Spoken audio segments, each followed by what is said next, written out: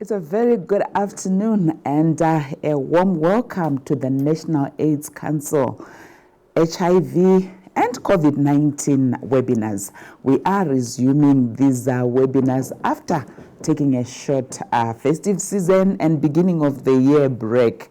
And as I start to our exciting series, we have invited young people who were born and are living with HIV. Just a few days ago, we heard there is a new strain in terms of HIV that has been identified. More information, we are still hoping we're going to gather it. But now we are in an era of adolescents who were born with HIV during the early days, now getting into courtship, now also wanting to get married. So we have young people who are going to be sharing with us their journey in terms of living with HIV. We have on our discussion Millicent Chiminya. Millicent is now 22 years old. We also have Natasha Mbirikuanda, 23 years, and recently got married, so we are going to hear from her. We also have Tafara Magidi. Tafara is 24 years old. They are going to be sharing with us how it has been to live with HIV and also looking into what are the challenges that they face when it comes to starting relationships, getting into dating, the different dynamics that are there. Assisting me with sign language, we have Tinashe Mangwiro. Gentlemen and ladies, welcome to our webinar. Thank you. Yes, I want to start off with you, Millicent. Could you share with me in terms of your journey of living with HIV? How being born with HIV, when did you get to know that I'm living with HIV and how has it been? Okay, my name is Millicent Chiminya and I was born HIV positive. And I found out about my status when I was just finished my O-level exams. It was not easy to find out your status, Wakura. So I then take it after 3 years. That's when I find out, say, Millicent. Okay, I was commercial, like with my grandmother, and we were in the field, Mumunda. So I had a problem of legs. So angato zimba, then kukongo watungondi wanza chitama kumbaka nungo zimba, nikatia yes ano zimba, but those I did because they don't go kafa. So wakafa I mean. So wakavanditi, who told you kuti wakafa ne chureche makumbo? Then I said, Mama told me that. She can do, that's a lie. Your father died because he was HIV positive. And wakaramba kumamshonga. Nika that's a lie. Vatatungo piki sana. Of which nansanda boss who's gonna mamongo. So wakavanditi cannot zogera kumbono bunza mamongo kuti didoko kafani. Then I said, okay. I was 16 years. Okay. So when I get back home, I asked my mom, Kuti, did wakafani as usual? Why are you asking me that? Kati, I'm not gonna go. Kuti, I'm not funny HIV. Is it true? She can see, hey, go quick about tongue. Then I said, my. She can see, okay, all about to pay up, to know the chocolate chato good. So on the power of watching on Tanangura, and I was very mad at her, to be honest. Like I did 3 years not around my wango because of this. So, and the governor teased and went to South Africa. Then I began to stay with my nini there. So they also realized that this is not good, of which I think God So I then come back to Zimbabwe in 2019. Then Papa and Tafara now my Tata closed. Yes. So that's when I met some people and they taught me knowledge about this HIV. Then that's when I stand up for myself. And I begin to love myself as who I am, because that's who I am. and that's when vangatanga kuita interviews with SlyMedia, because nandaona kuti that's who I am, and this is my vision.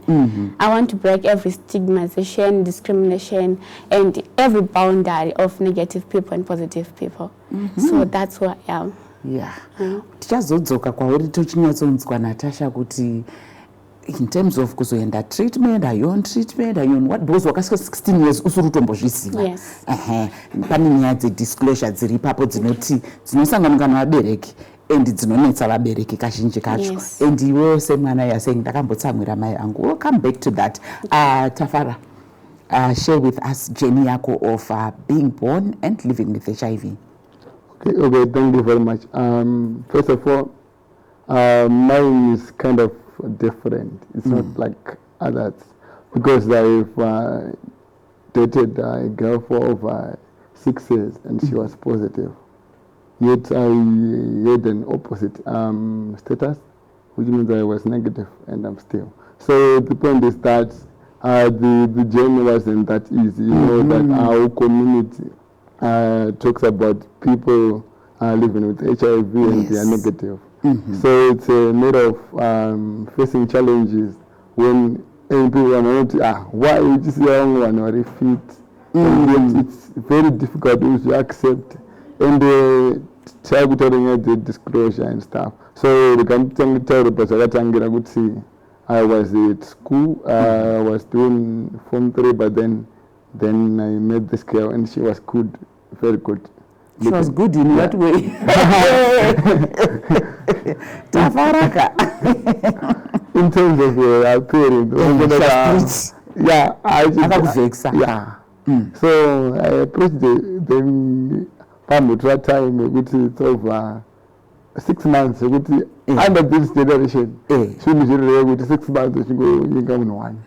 So I figured out. Even though I scanned radio and then I'm poor because go but I sit on scanner, good boom, Avangodi, we try and go a reba. I said, I will do Chai man. So, nothing as human, it is the reason behind the rampa.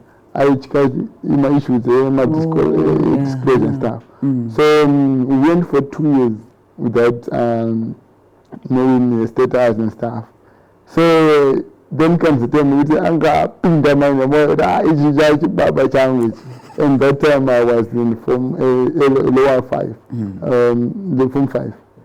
Then the class the approach and the technique, let's say you are a scanner at the positive. Akanaka, Uneta say Chumuda. So, I'm down in my jokes. But that was them to a compa. And okay. We are done for today. Then tomorrow, she repeated the same thing over and over. She repeated 3 times. Then I got share status. Hey, I withdraw status. And then go and that time, they send me knowledge and stuff. They don't go pin that to go on people's network.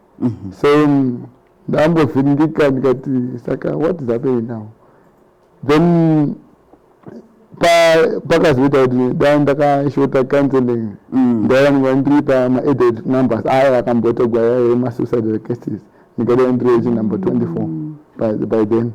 So what went through your mind? Miskanaka Akudza Kuti, you need to be positive. I know or negative. But I feel good. Come the other one that time meet with the next code. How the next thing? I would do is already. Whatever. So I don't know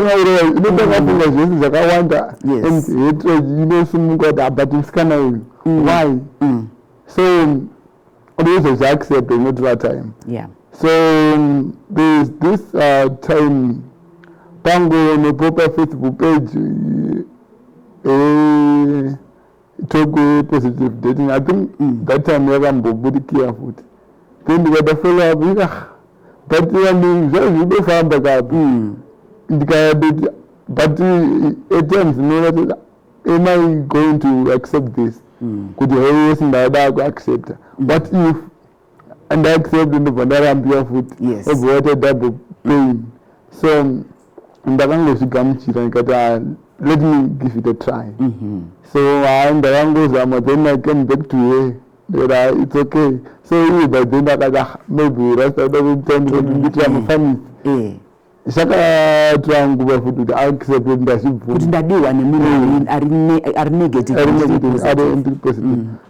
So ipopo zvaka muti accept zvesho kuti if I tried to face kuti I went to but the boys were my but usadaro. Ndakagara mutakatsikirirwa necommunity team rangu. Vazimbo ndipo manhamba yangu vasikali vakanaka hausi kuona inyama senayo but zvinhu zvakaoma kuva so manje panaenda paye 3 rekuva indafu naye munhu ndo pandaenda kuwati aenda kuita ubaba achiri zvikanzi zvadhako ndonongorora izvozvi uchindeva vamwe ndingawana mugeto mako ndindoga ndikusara kapanapa so Tafara uchiri ne24 ngwa kuita baba papiwa imandi dzekuti ndinechirikura kukambiri yakasimba saka ndo pandakazomubvunza kuti airedi kuti undiperekedzewo kumba saka iye akabva ati asandadi ndasimunuka and remember ndakazopinda futi year 4 hayo ndo yakazodecide kuti kubuda muZimbabwe now she's out and happily married in South Africa.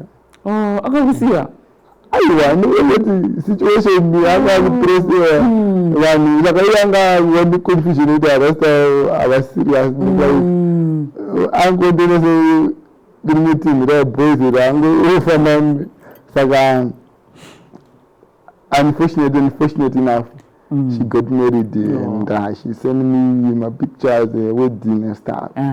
So I'm living that life. Okay, all right. Natasha, your journey. Okay, I'm Natasha and I'm 23. And akaziva kuti I'm HIV positive in 2006 around June. I was 8 years that time. Ndakasuffer from a terrible headache for a long time.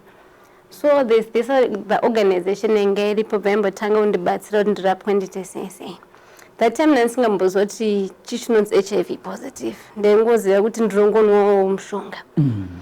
Then pandazobatwa TB, ndakabatwa TB 2 times. Pandazoiswa pama injections, ayaniswa for 6 months. Then mama vanga vasimanyasonibudira pachena ndaiudzwa nevamwe vandaita no support groups kuti ndomamirira zvakaita. Then takazoda confront mama, and mama that time I was around 11 years pandakavabvunza nyaya yemapilitsi. Ndopa vakada kuedza kundiudza kuti mapilitsi anonwa ndechichi, but it wasn't easy for me. Ndakatombonwa 8 mapills kuti ndizviuraye. But apana chakaita sei? Ngoni makore mangani papo? 11 years. Apana chakaitika. Jeni kuti unge uri chinzuri positive. Inoita unge ufile unge uri ka outskirt kako wega kanosvika island kako. Cause unenge usina support system like that time. My family members of mama vangu pampas isinachi aripo achitipa support and everything. Na ndangosara ini na mama with my little sister ngoriteka. Saka it's not easy sometimes kuti unziri HIV positive. Zvinozoita nekukura uchizvigamuchira kuti this is who I am and apana pazvichaita sen pazvichachinja. Saka I've seen you. That's all I can say. It's not easy, but nekukura is now my daily thing. Ndokwakurarama kwako. How was it kuti uti ndakuziva and tambonzwa tikanzwa story ya Millicent ati akaita enga kuna mai vake akatora time asingatauri navo for iwewe zvanga zvakamira sei? Inini ndinokwanisa kuita anger or anything because ndanga ndingone support system yamai baba ndambobvira ndakavaziva. Asi ndaizviyo ndingova munhu wekuti ndaiva lonely. I couldn't share anything. Ndaingogara ndiri pangu ndega and ndiri munhu wekuti kana nanhasi I'm still working on it. Do not react very fast because I can't affect and ndichiri mdiki zvekuti ukangonditi iwe I react very fast because ndakanyanya kugara mucage mangu ndiri one for a long time saka zviri kutondipa ma-effects right now even nekukura kunoko Millicent ndouya kwauri wewe takatarisa nyaya dzedating ndo zvatiri kutarisa kuita mukomana kuita musikana muri HIV positive tanzwa isusu Tafara ari kutaura kuti iye ari negative he was dating somebody angari positive and it was okay for him but panga paine pressure inobva kunze uko for you zvanga zvakamira sei? As for me, I once dated someone who was negative and we dated for 3 years. Wakamuudza here? Yes, I disclosed my status to him. In fact, that guy ndakatingomudata panika disclose your status yangu and ndiye munhu akandikomfort akazo because I got south so pandakaenda nogara namainini wangu taiona kusouth ikoko so we dated for 3 years and pandakamuudza status yangu akati accept akati it's fine I love you the way you are and we dated for 3 years we were in love but you know kana munasiri wako zvinozongoenda nepanga so that's what happened but as for now mamwe ma relationships airwadza vaitugaudza munhu status itsoka I pretend everything is fine then after 2 weeks munhu wechinja unongokuitira silent so zvinorwadza and I can see kuti my young people they are afraid of rejection saka paanopinda murudo nemunhu disclose because anotya kuita se kurambwa atoziva zvaatoziva kuti munhu ndakaita se ndakamuudza anondiramba vanhu vanoramba vanhu because vanenge vasina knowledge so I think we have to give them knowledge so that both positive people and negative people can enjoy their love lives. So iwewe iye zvino in terms of dating una somebody here ari positive ari negative zvakamira sei? I'm seeing someone and he's negative. He is negative and he's okay with that? Yes. Ko family yake? About the family satasvika but he's okay with me. He's okay with you. Okay. Ndakudzokera kuna Tafara. Iwewe uchidanana nemusikana wako anga ari positive. Iwewe uri negative. Vanhu vekumba kwenyu wakambovaudza here even your siblings zvakafamba sei kana vari close kwauri wataura kuti mafriends aingoti vachikutsvagira vamwe vasikana vari negative because vari kuti maybe Tafara uri kutopenga iwewe?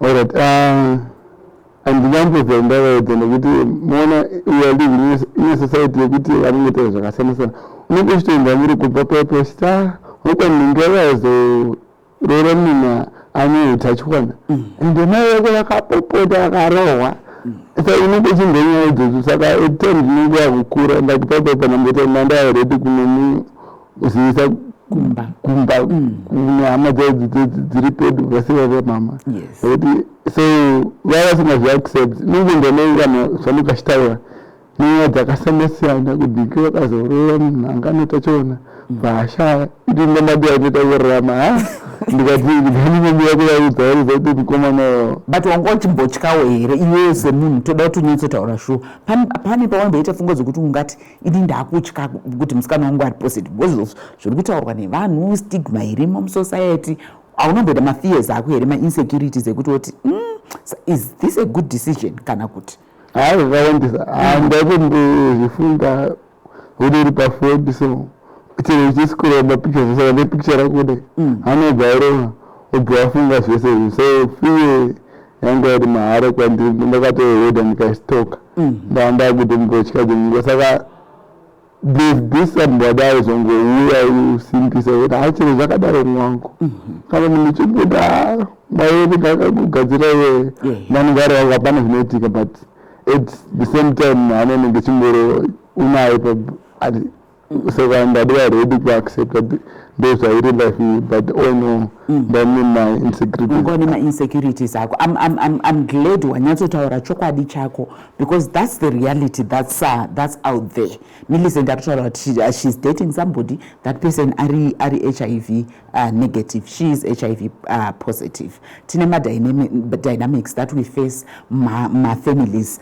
Ndoda kuya kwauri Natasha kuti ndinzwe kuti iwewe semwana just few weeks ago 2-3 weeks ago or a week ago takakuona uri kubvisirwa roora kuti wapinda mukunzi waroorwa being somebody akazvarwa ne-HIV healthy wakura zvakanaka wambotaura kuti maningi towakasangana natwo but iwewe semwana akazvarwa ne-HIV kuti uzosvika pekuti wakunzi wakubvisirwa roora zvakafamba sei mumhuri mukomana wako zvese chimbotipa kanhoroondo ikako kuti zvakafamba sei pauri iwewe? Okay, chandoda kutaura ndechekuti uchikura unosangana nema-challenges akawanda. Ndinongoti ndakapinda in series of heartbreak. Zvekuti ndakada kucalculate ndogona kunoti vanhu vacho vakawandisa. So there's this other time yandakadata this other guy wekuti aindi blackmail. Ndinokuda wakadaro. He was negative. He was negative. That statement rinorwadza because handina kuchoose kunge ndiri positive. Zvekuti dzimwe dzenguva unosvika pakuita give up to the extent that ndakaita give up for nearly a year. Ndakuti zvema relationship is not my thing. Ndisiyane nazvo. That's when pandakazosangana with this recent guy akazondibvisira. Yeah, tava nema differences edu tanga singataure tanga singaite sei. But chiripo ndechekuti kuzvibata uri mwanasikana. It serves a lot. Unokwanisa kusazviona kuti unokosheswa kunze. Asi kuti kune vanhu vanokukoshesa and kune vanhu vanokustalka because of good things vaunoita. Yemufamily takana zvakadaombonetsa munhu wako wakamudza your status and what. Surprisingly ndanga ndisingazoti vamwe mafamily members vaitomuziva ende vachitomufollowa on Facebook nemama channels yekuti vaitoziva the status already. Saka kwavanga vangori zvaingoda kuti zvingoitwa formally kuti ndakadisclose here. But it's not an easy journey kuti uzosvika pakunzi wakubvisirwa wakuita sei because munosangana nema-challenges akawanda. Munogona nge muri vanhu 2 mese muri positive. But muri vanhu 2 different people from different worlds. Exactly. Yekuti tinotora zvinhu zvakasiyana when it comes to love and dating. Saka chingoripo ndechekuti you have to be tongoti mutual. Even in one understanding your differences zvamunosangana nazvo siyana inazvo. Tell say the good side of the things that you do kuti ndezvipi zvatiri kwanisa kuachieve. Nemake takada compare the good side and the bad side nogona zviri bad zvakawanda but at the end of the day zviri good ndo zvinofanira kunge zviri pamusoro. Yes. Iwewe at what stage were you disclosing your status in the dating game? Ndakatanga zvedating ndiri mwana around 15 ndopa ndakatanga kuteisa. Then at 16 ndopa ndakatanga kudisclose. But kudisclose kwacho munongoziva ndokwedu kumwe kwega. Ndakapiwa HIV na mama. Saka hazvipe munhu guarantee yekuti achagara. Uri kutodzinga munhu kuti aende. So nema-sessions nevamwe vandesangana nowo ndakazenge ndakudzidziswa ndakuona to the extent yekuti right now I can counsel someone kuti akwanise kuva anogona kudisclose. Saka tinoda a process. Nemangeti kana uchiri mudiki kumachuva kunenge kuriwo kudiki. Process ipi Natasha because toda kubatsira pane vana vakawanda iye zvino. Antotora kuti vana vakawanda vakazvarwa ne-HIV zvino vasvika pastage yekuti vakutanga dzimba dzavo. Yes. And a lot of people are struggling. Even my families vanostruggle. Kuti iwewe uri positive. Mukomana maybe ari negative. Kana kuti musikana ari negative. Oenda kumba unoti mama mukomana wangu ari kuzondibvisira mari ari positive. My families they struggle with that. Saka tikueda kuedza zvakare kuti tivabatsire through my experiences amakasangana nawo muri vatatu kudai. Firstly, kana une munhu urusangana naye munofanira kutanga manzwanana. Zvekuti status inozosvika kufamily it's between you kuti muchadecide kuti vazvizive here kana kuti vaisa tese vasazvizive. Nemangeti kune vamwe vanonzi anatete varipo pakuita se pakuparadza. Then when it comes to disclosure unofanira kuti haufaniri kudisclose wapinda nemakumbo nemusoro. Chimboita wangu uri kutesta nezvigunwe zvekumakumboko. Anditi zvinoitika here murudo kana kuti unongonyura? It happens. Kuti kana uchipinda relationship pfeka jombo kana mapisa kudochinayo. Natasha. Anditi Saka unozoona kuti paunozenge wanyura wakazoda kudisclose status yako toti kwakuma dying minutes munhu akutoshedzwa kuti in the next 3 months ndogona kungokanda pakichena. It's really hard. Unouraya mwana wane attack ekuti kana kutonosungirana unopisa imimi kumba kwenyu ozviuraya zvakare. Saka inina encourage vanhu kuti vadisclose at early stage muchangotanga kuzivana. Shamwari ndomamira zvakaita. Whether you take me or you don't, because unenge msati manyasoita se manyasonyura. Then panye kudisclosure unokwanisa kudisclosure wega iyo vanhu vazhinji vanoitadza because inorema upana paunombodza munhu kunotopambama kuti saka wairara nini usina kundiudza. You can go to the facility clinics vanokubatsira kudisclosure kuti wakagarapo toti kutesta totesta mwoyo wako tobva tataura maresults kana kuti unongouya nemwoyo wako mobatsirwa ne healthcare giver kuti mutaure mastatus enyu. Saka munhu unosarudza yakakusuta but I encourage kuti musazodisclosure mapinda murudo zvekunyora zviye munourayisa vana vevanhu. Wow. And Millicent uri kuti that's true. Anzipfeka jombo.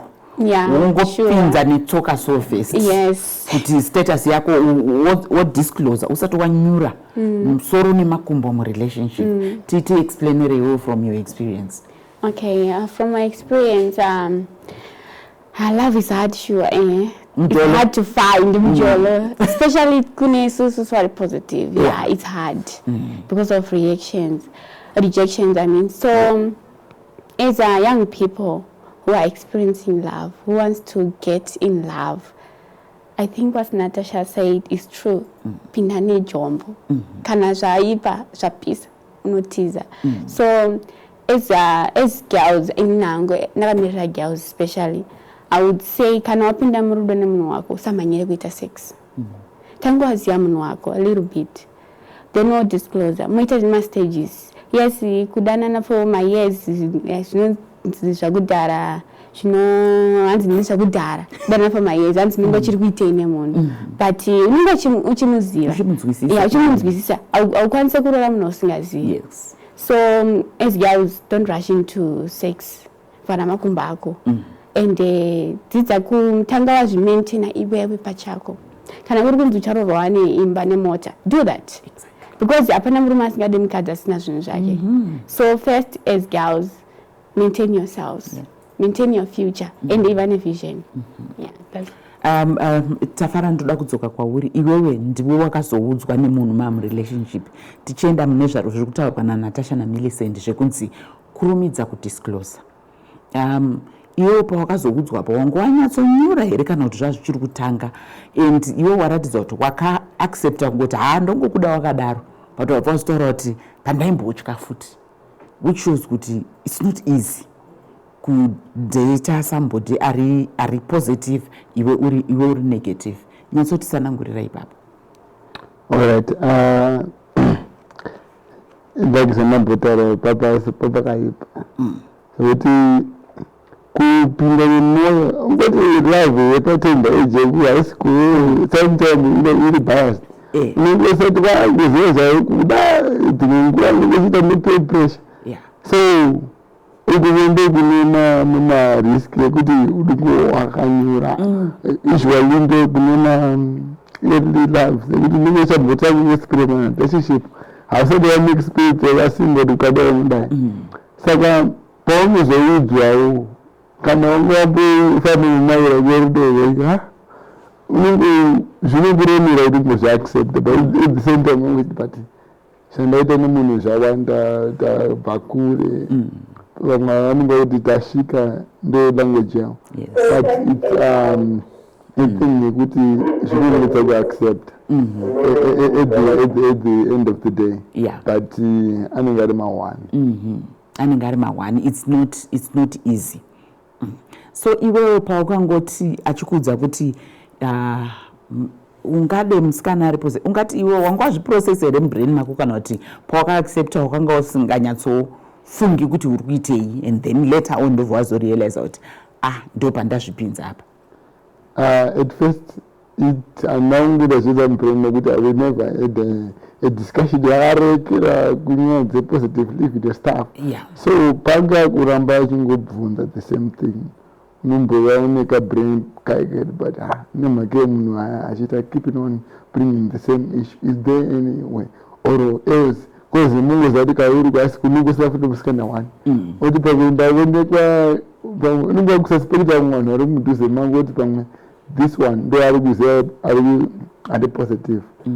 So unozova wakuziona kuti ndozvaibvira the moment paano kuita disclose but zvinhu zvakangodooma. Okay, Millicent, ndichidzoka kwauri wewe, dating and then marrying the guy who recently paid lobola for you, status dzenyu dzakamira sei, makazvifambisa sei, and disclosure dzenyu makadziita sei? Okay, inini handisi munhu wesocial media stereke, ndiri munhu wekuti ndirongoposta here and there, but this guy takatanga kumuziva pane 3 years kumuziva pasocial media. Then panangotanga, you know, the stalking thing. Ndowaistalker? Yeah. Wangomudiwa papa it's okay. Yeah, the stalking thing, did you go on the post and what were then vatazoita some of the trainings that I sang though tanga tsina nyaya yengori ndeipi. So pane patakazoita the other meeting. Ipapa taitaura kuti ndoti nezvei nchibva kupi. Boom, ndopa ndikutaura kuti ndiri HIV positive. Inini already ndatoziva munhu wangu kudhara because angagara chose achiposta. Saka hazvina kutiitira difficult kunge tichiziva mastatus edu. Zvakangozviita zvega. Inini ndindega ndakangononokera zvinhu zvedu. Pamwe dai zvakaitika kudhara. Tinoda kuti Zimbabwe izive status yake yange yakamira sei because Zimbabwe haimuzivi. You some are privileged kuziva zvedu. No, it's okay. Aripo pamushonga, he is positive. Yeah. So makabva mazotaura kuti saka isusu takuchidanana tichazoita sei mhuri chii zvese izvozvo tinokuedza kubatsira Zimbabwe because imi munasuma kuti because muri mazvirika vanhu vanobva vazvinzwa but kune vamwe vari kutoshaya kuti voita sei but tinoda kuti vadzidze kubva mumaexperiences. Alright. Inini pandakatanga kudanana naye ndanga tired of these guys vanodonedza mabhurugwa. Ndakasvika pakuti kana uri kufunga zvekunditambisa, let's just end it here. Iye akati I don't want a relationship with you. I want a courtship. Ndakati it's okay, tiri kufambirana tiri pasame page. So nekuziva kwatinoitawo nyaya dzemishonga and stuff like that. Takuziva kuti tozvifambisa sei kuti kana munhu uri HIV positive kana wafunga kuita mwana first of all tanga uenda kuchipatara ende unooneka kuti viral load yako yakaita sei yakamira sei the both parties anditi kana tafunga zvepabonde tisiri kuziva viral load yedu kuti yakamira sei let's condomize nemhaka yekuti the chances yekuti tinge tichiitana reinfection is very high sekuti ipapapa kana ane high viral load ndikasangana naye pabonde tisina kudzivira the chances yekuti nditi high viral load yakakura then takabva tinobva tangoonesana kuti what do we want to do saka titoriwo nemaschedules edu and the plans kuti by this time ndopa tichadozoita vana sezvo zvedu parai tinotodombo kura tiri vaviri muchimbonyatsodanana muri 2.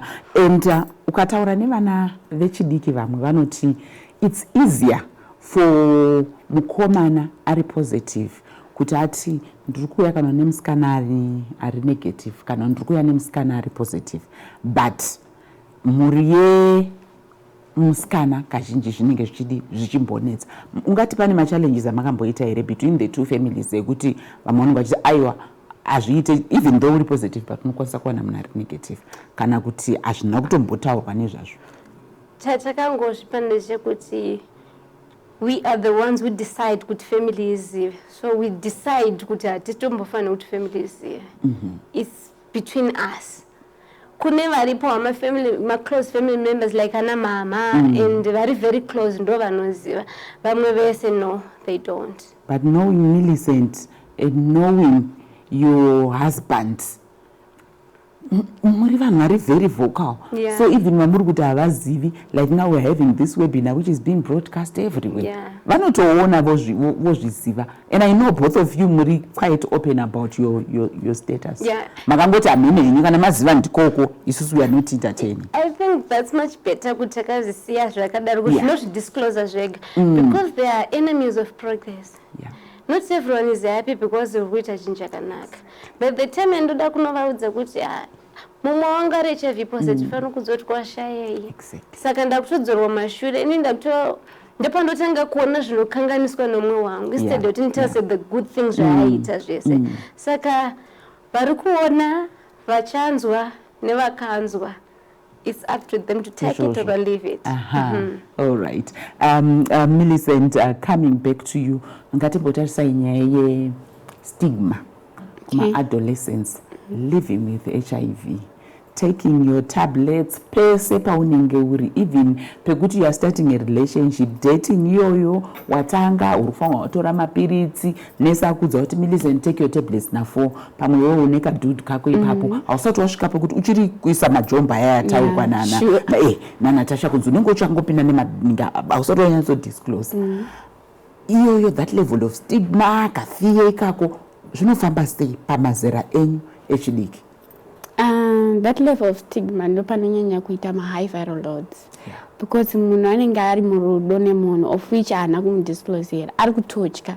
So nguva dzemapiritsi akakwana dzomwa mapiritsi pamwe atori kumba iye pamwe atori kuhotel zvake akutondikina akutosiya mapiritsi ajamba nhasi mangwana futi bhei anobva ati hande somewhere ndopanozokwira high viral load and zvino stress zvinomupawo futi iye stress yekuti ndinodzika kumwa mapiritsi because handinodisclosa ko dude wangu akazozvibata kuti ndiri positive. So zvinorwadza and zvinoita kuti health yako iende parisk, especially to us who are positive. Tafara, coming back to you, given another chance, wapinda nemajombo sezvambotaurwa na Natasha kuti given a chance, would you date somebody again ari HIV negative, ari HIV positive, iwewe being HIV positive negative, sorry?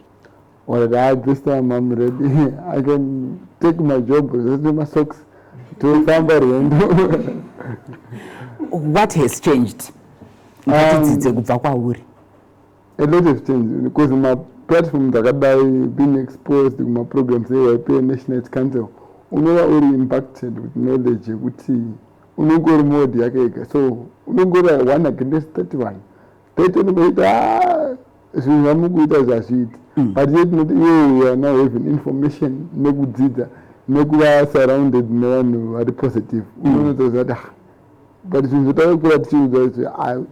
non-realistic. Chisiri non-realistic. Chauri kuti wewe iye zvino wakunyazoti izvi ndo zvandadzidza. Toda kubatsira, remember mashoko anamboti toda kubatsira vamwe vana vechidiki kuti vanzwisise from zvauri kutaura zvekuti yes, I can actually date somebody ari HIV positive because ndakadzidza kuti 1 2 3. Alright, tichitera myth and misconceptions kuti ukadya plate 1 nemunhu ukakisa munhu 5 liters notora HIV then ukageza nemunhu ukafamba naye ukagara naye ukapfeka hembe anopfeka zvinhu zvakawandisa zvinenge zvitegwa mumastreet, but yet zvese zvinoona but tichidzidza nesigns dzacho kuti macontractions acho anoitika and stuff unobva waona kuti zveshuwa tainyeperana. So that brings the point kuti now my heart is so wakasimba zvekuti I can even age. Just recently pamwe umwe wanga afesa problem yakaita seyangu iye anga asingazvimbezvo takasiyana nacho, but I showed him the way. Wakamuti chii anga afesa problem ipi? Problem yanga iri yechi apa? Because he was negative. Then musikana saka problem ere naita Tafara according to his akaona se problem.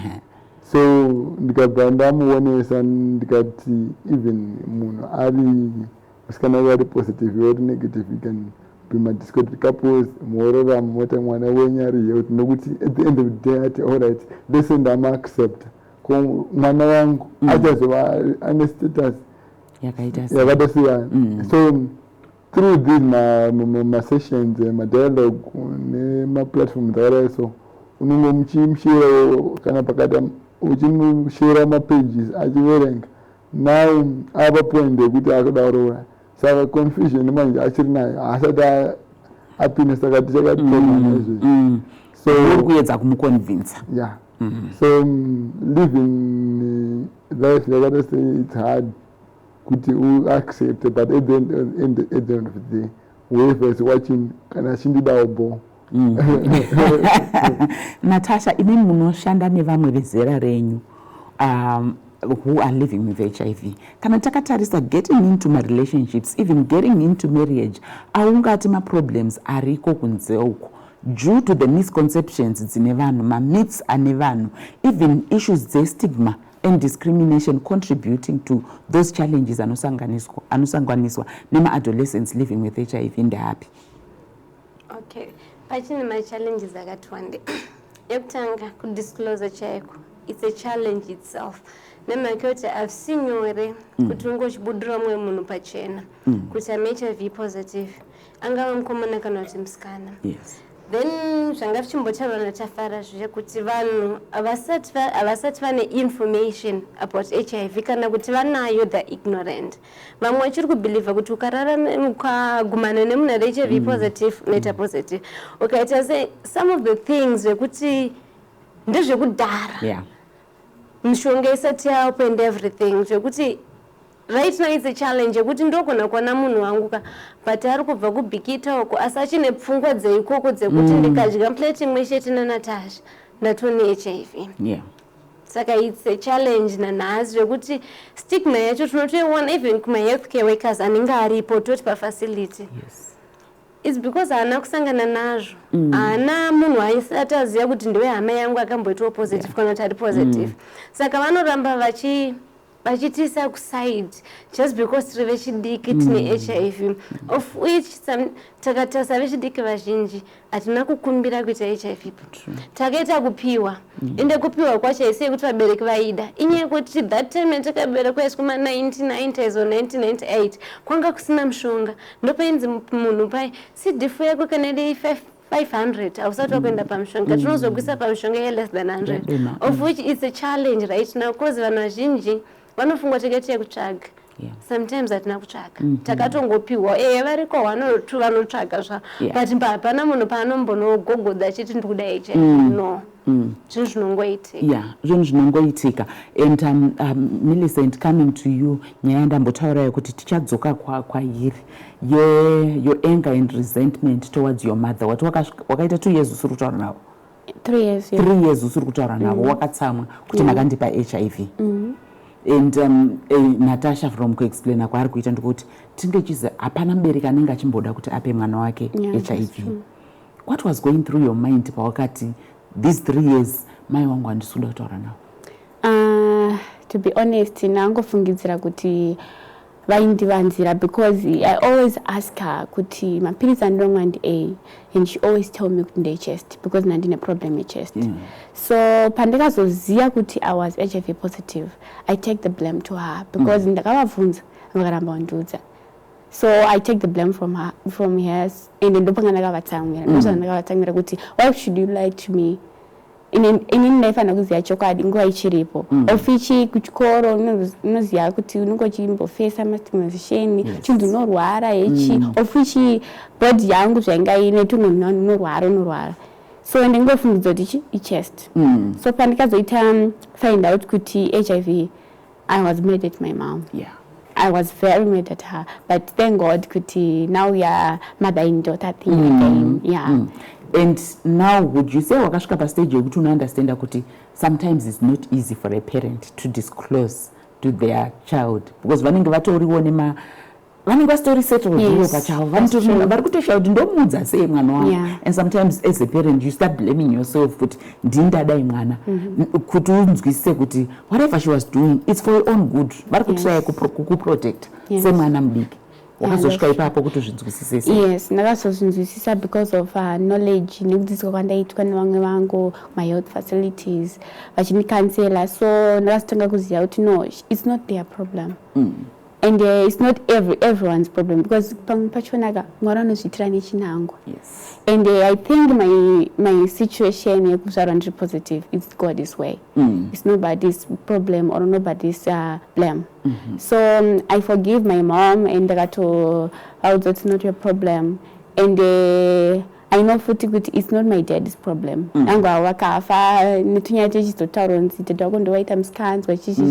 But it's not their problem. Yeah. Yeah. Tafara, looking at COVID-19 coming in, how has it affected you as young people? All right, thank you. COVID-19 is affected us in various ways. The SRH, buying the access and services, service providers. Because usually is that anytime you can go by clinic or by hospital, or no to but if you know what to just cap a gate or to interview 30 minutes, also pinda can at times the mask does not matter. So in my regulation positive living could be aruga kushtungu zangu adawe kuno akuda kupira makombe kana 2 makombe asi kufamba saka that brings a challenge kuti azosvika kuno mapurisa nengari muroad akaloka ma street kuda una kaunenda kuti we explain nemali kuti todaro tura mapiriti wasn't then we have to disclosure takutara wakushare status zvisiri pamutemo saka uri kuita forced kuti uchishare status yako. Then wafika pachipatara pacho kana wasvika nenyasha wakusvika futi maybe uri kunzi munhu ari kupa mapiriti pamwe hapo pamwe dhererero staff yakalimitiwa nenyaya yecovid vanhu vakatestiwa. Then takutaura futi nyaya dzemayouth in general kuti vamwe vanga vagara vari used kuenda kuchikoro, so chikoro chinosevha vana kunzira dzakasiyana-siyana kuti uite occupied, uve focused pazvinhu zvakasiyana-siyana. So apa makusora pamba hamuchina zvekuti the next thing makuabhisa madrugs. Same applies the working youth age group and yekuti wanga wachienda kushanda uchingwavha uchiwana mari here and there kuti ukwanise kuita zvanoita. So now hauchina that environment yekuti ikukeep busy. Svakuda futi wakupinda mastreets, the next thing wakuita nzira dzakashata kuti wane mari nekuti achida the big boys wakuita drugs. Yes. Yeah. As we wrap up our show, Natasha, aungati your words to Zimbabweans in terms of just looking at adolescents born with HIV and then those adolescents starting their own families, starting having a boyfriend or having a girlfriend, the kind of support that society should just render, and also how best the challenges that you face can be addressed. All right, thank you. Chandrongo da kuti ndechekutaura ndechekuti kuva HIV positive is not the end of the world. Ndikasa support kwane community is going to be a problem. Kwandiri wacho kuti ndive ne good adherence. Saka the community should support vese vana anongonzi mu adolescent ari kunwa mshonga yake kuti akwanise kuramba chinyeswa adhere zvakanaka. Uye kana tapinda ma relationship ngatidzidze ku disclose and always condomize. No matter the situation, condomize, not compromise. I think ndosha ndokwanisa kudza vechidiki vakanditeerera panguva ino. Yes, Millicent. Okay, as for me, I would love to say to all the young people who are living HIV positive, they should take their time before they get in the relationship. They should disclose, and we have to give knowledge to the negative people kuti vazive vakwanisa kuaccepta our positive situations. Ukavaudza sokuti wakazodisclose kune munhu anenge achiziya anenge knowledge anokwanisa kuaccepta. So we we have to give them knowledge, and we have to condomize sezvataura Natasha. Tinoenda kure takazvichengetedza, and kuva positive is not the end of the world. It's not the end of the world. Don't look at people kuti vari kundiona vari kuti chii. Look at yourself. Love yourself from the inside. Yes. That's what I can say. Ndakuya kwauri Tafara, ndoda kuti utaure nemacolleagues ako vari HIV negative, be they vakomana kana vasikana, in terms of getting into relationships with your fellow colleagues who are HIV positive. All right, thank you.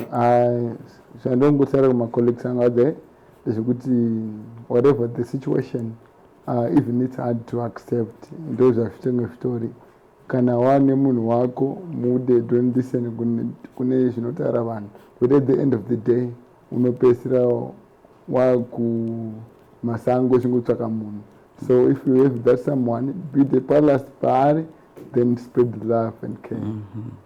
Indeed, powerful messages there in terms of spreading love and care from Tafara. The key message is even if you are HIV negative, you can actually date somebody who is HIV positive, and you can agree, the two of you come up with ways of how you are going to ensure that the two of you are protected.